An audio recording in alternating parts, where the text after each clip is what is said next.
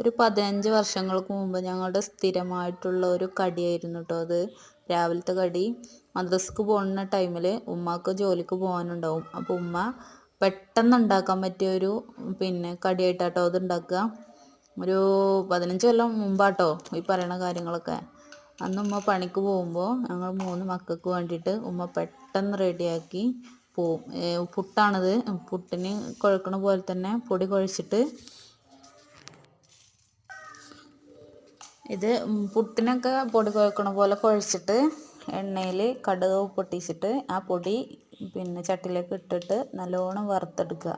വറുത്തെടുത്തതിന് ശേഷം അതിലേക്ക് തേങ്ങ ഒക്കെ ഇട്ട് നല്ലോണം ഒന്ന് അടച്ച് വെച്ച് കുറച്ച് നേരം കൂടെ അടുപ്പത്ത് തന്നെ വെക്കുക കേട്ടോ.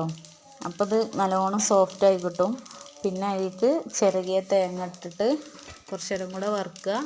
എന്നിട്ട് അടച്ച് വെക്കുക. എന്നിട്ട് നമ്മൾ ഇതിലേക്ക് എടുക്കുമ്പോൾ പാത്രത്തൊക്കെ എടുക്കുമ്പോൾ അതിൻ്റെ മുകളിൽ കുറച്ച് പഞ്ചസാര തൂവിയാൽ നല്ല ടേസ്റ്റ് ഉണ്ടാവും കേട്ടോ ഈ സാധനത്തിന്.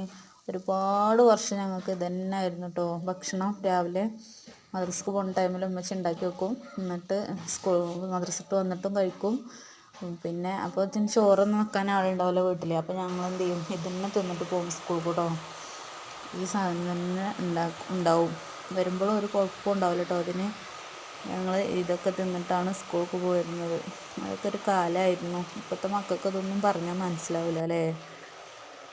ഏതായാലും നല്ല ടേസ്റ്റുള്ളൊരു സാധനമാണ്. നിങ്ങളെല്ലാവരും ഒന്ന് ഉണ്ടാക്കി വെക്കൊണ്ട് കേട്ടോ. പുട്ടിന് കുഴക്കണ പോലെ തന്നെ കേട്ടോ അത് മാവ് കുഴച്ചിട്ടുള്ളത്. എൻ്റെ സബ്സ്ക്രൈബ്സ് ആകെ 2 പേരേ ഉള്ളൂ. നിങ്ങളെല്ലാവരും ഒന്ന് സഹായിച്ചു കണ്ട് എല്ലാവരും ഒന്ന് കൂടി തരണം കേട്ടോ. ലൈക്കും ഷെയറും കമൻറ്റും എല്ലാം ചെയ്യണം കേട്ടോ. അപ്പോൾ ശരി.